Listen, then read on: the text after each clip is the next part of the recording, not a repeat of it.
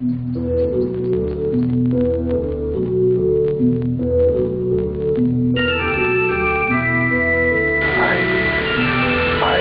really enjoy it to smoke a joint behind the wheel of a car. That's the nicest thing you can do, to drive to a faraway place and to have a nice joint and have good music on the radio. Do you think it's safe? It's perfectly safe. I think it's 200% safe. Well, you shouldn't be with a crowd, you know. If you get in a crowd with people in your car, you have to be careful because you can get distracted. But if you're alone with your music and you just get concentrated on driving, and it's very nice. I like that.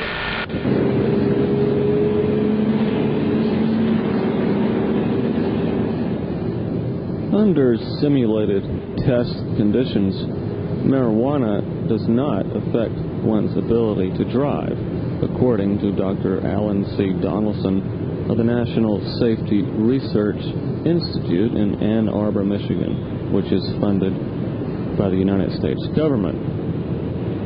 However, common sense and good judgment would dictate that drugs and driving not be mixed. I hoped that day, as I drove to Amsterdam, that most of the Dutch drivers were exercising good judgment. In that same part of Amsterdam can also be found many of Holland's oldest coffee shops which sell marijuana and hashish openly to the public. However, on this trip, I was not interested in the soft drug scene. I had come to investigate a new phenomenon which experts believe involves 90% of all Dutch coffee shops. First, using a clean knife, fresh oranges are sliced into halves. Then the halves are squeezed, extracting the juice.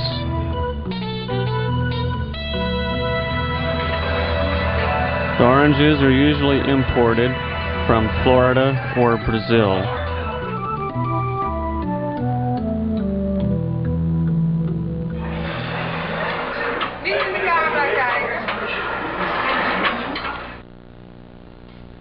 The orange juice junkie may sit in a coffee shop for quite a long time, drinking glass after glass, even foregoing the usual pleasures of marijuana or hashish.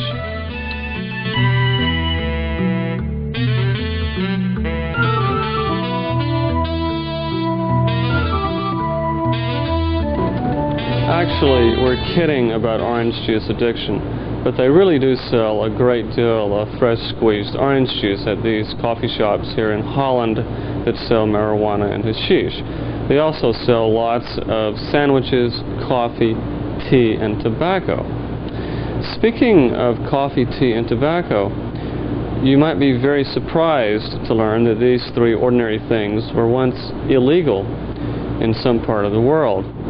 It's really true, but believe it or not, coffee was once illegal in many parts of the Arab world, such as Egypt back in the 16th century. And tobacco was illegal in many parts of Germany, Switzerland, and France back in the 17th century. The penalty for smoking tobacco in Russia, India, Turkey, and Persia in the 16th century was death. And in England, King James, about this time, hated tobacco smoking. He tried to ban it by imposing a 4,000% tax. At that point, tobacco smoking became even more popular. King James lost that fight. He had to lower his tax to a more acceptable level. Even tea was prohibited once in Egypt about the turn of the century. And in Ireland in the 1930s, the Prime Minister there tried to get tea banned to protest British influence in Ireland.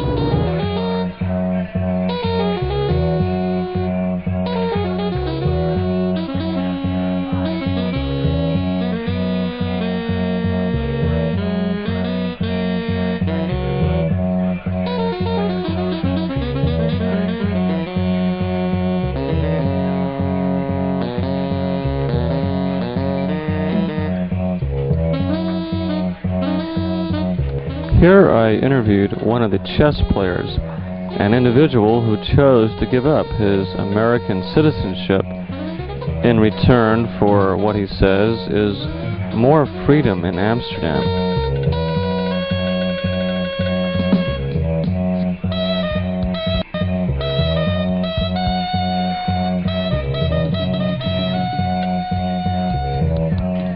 My name is Barry Keevanate.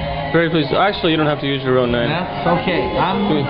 Barry. Back in the States, I worked for marijuana law reform. And I did stood you? up in the public eye, and I stood up in the city halls, and I spoke about it. You know, right. The USA is really into this perfect propaganda, if you ask me, of the drug wars. Right. This drug wars lets them beat down their own people who would object, and also it's the excuse to invade Central and South America, which they're doing under the pretense of controlling drugs. Barry, you've decided to at least live over here for the time being, haven't you? I intend to live here until I die, because here I can live the freedoms that the USA only promised me. I don't have to argue about it. I can live it. And I feel that I'm an expatriate by definition, but I was one of the patriots. I was one of the USA Yankee patriots. And this is where I've had to wind up. The Dutch have a very unique experiment that the world, that we all could profit from hearing more about.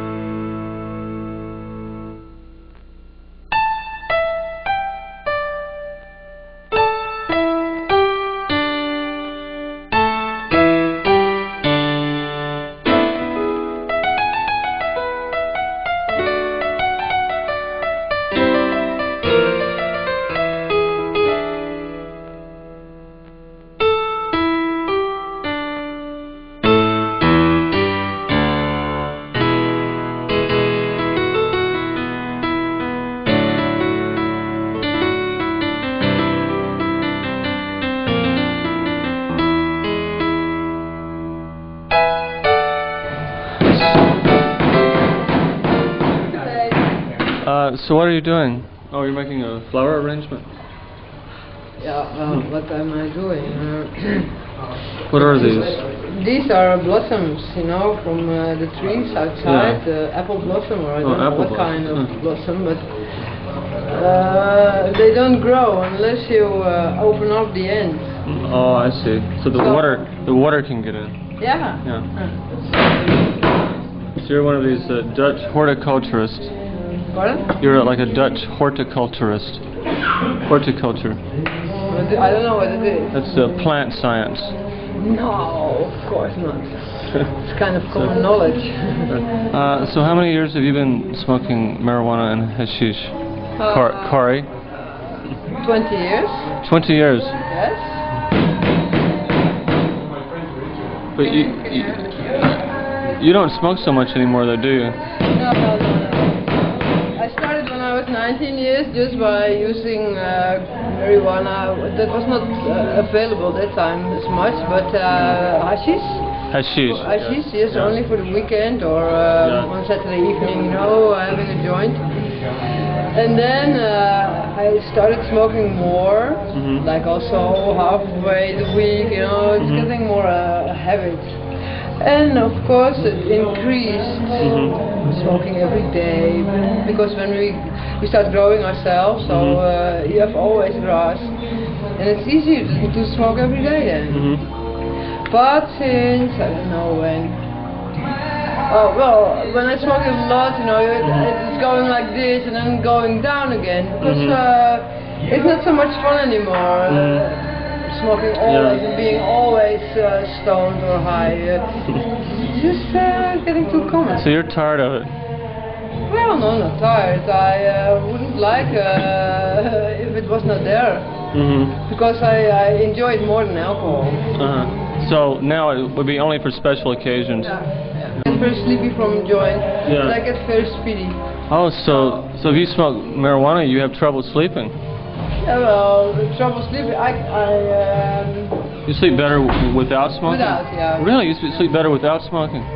But that's very personal, because, you know, I also think that's changing. Because in the beginning, I can think of situations where I just fall asleep like a log, and now it takes me 5 hours to recover one joint. So how many years have you worked in this coffee shop? This one, violence only from people who drink alcohol. Only drunk people? Well, Corey, thank you very much, and I'll let you finish this. Thank you.